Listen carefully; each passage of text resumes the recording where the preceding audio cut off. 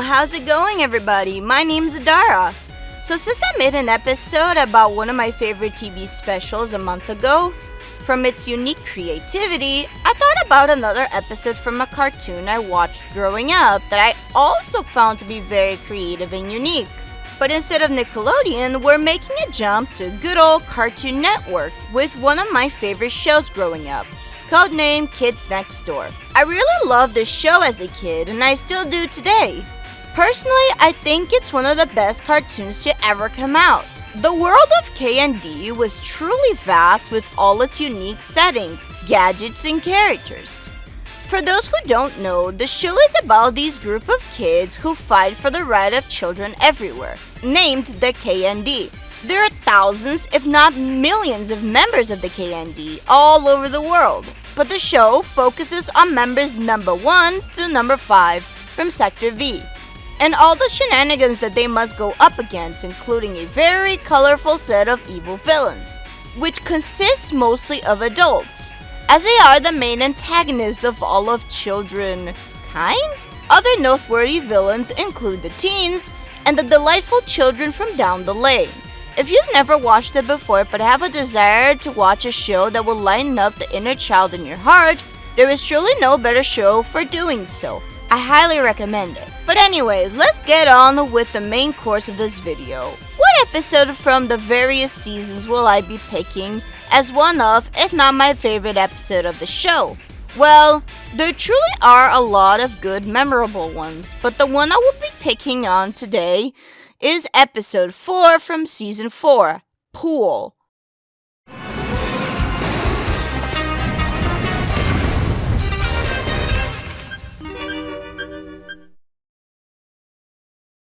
Now, when I say that the series was creative, I really meant it. This is a great example as to why. This episode, for example, stands for Prevent Opposite Operatives Larceny. I swear, man, I always found this attention to detail so impressive as a child. To think that they created anagrams that summarized every episode based on the keyword for that particular episode was amazing. But moving on. In this episode, number 4 has a pool party with all his members from his sector at his home. But there is something mysterious going on with the pool. The plot kicks in when the reflection in the pool of number 1's girlfriend Lizzie comes to life and takes her inside of the pool. When number 1 goes after her, he finds himself to be in a parallel universe, a reflected one. An upside-down world. And this is the creative element that I wanted to discuss. The idea of having a doppelganger is not unique to this particular series. It has been used before and after it as well in various shows and movies. Us being a very popular example that I can think of. But the doppelganger story is nothing close to being a one-trick pony. You can do whatever you want with a doppelganger story. You can make it your clone, the complete opposite of you, the evil version of yourself, etc. In this story, they give the impression that the opposite world is more of a world full of evil versions of all the characters from K&D. But as we find out, it's more like an opposite world. As a kid, I obviously loved seeing what the opposite of some of my favorite characters looked like. It's almost like fan fiction to a young kid. But I think the element that intrigued me the most as a child was nothing about that. It was more about the concept of the pool itself. It's a very simple one, but extremely effective. The concept of going through a parallel world through this unique type of portal that I've only seen once more before. But that I will talk a little bit later. The pool portal, as amazing as it wasn't the only interesting element and commentary about different versions of herself. There is also some interesting commentary about the essence of a person's heart and the balance of good and evil. There are 2 instances in the episode where the characters knew immediately that the doppelganger in question wasn't the real person they knew. They found this out by looking at their eyes. The doppelgangers seemed to not really understand how that was possible, including Izzle, or Negative Lizzie, who explained it as if it was something anyone could do. But that's not really the case. Number 1 loved Lizzie, so obviously, just by looking into her eyes, he could tell that that wasn't his real significant other. Same with number 4, who is in love with Cookie, or number 3. It's very corny, but this is also my introduction to the idea of the eyes are the windows to the soul. And considering eyes are reflective as well, I feel like it's a very good mechanism for detecting truth.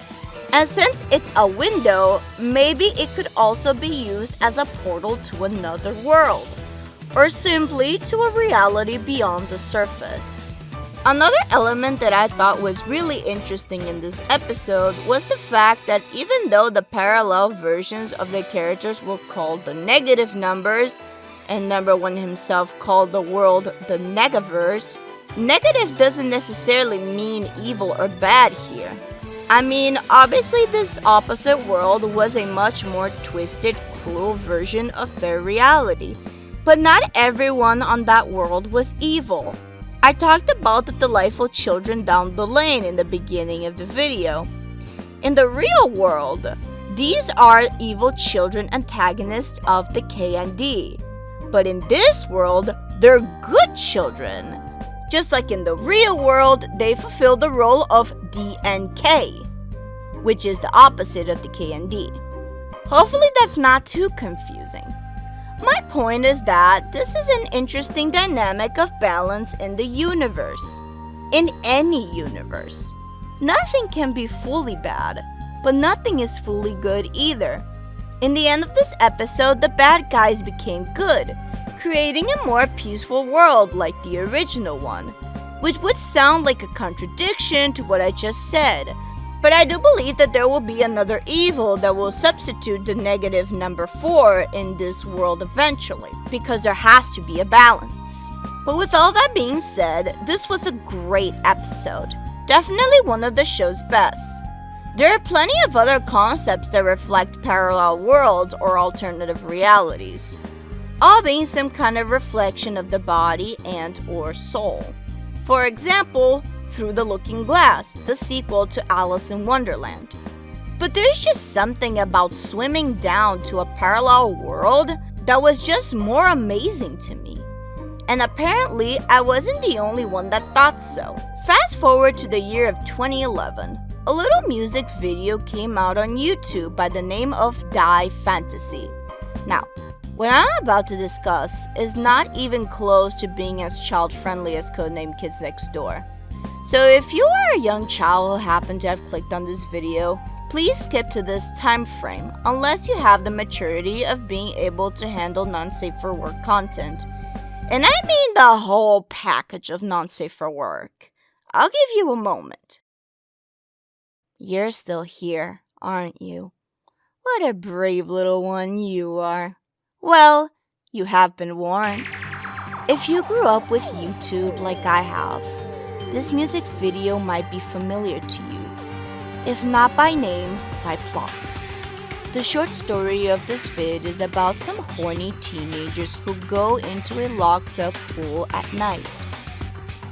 One pair is a couple, a shy girl and a mutual guy friend who has a crush on the shy girl.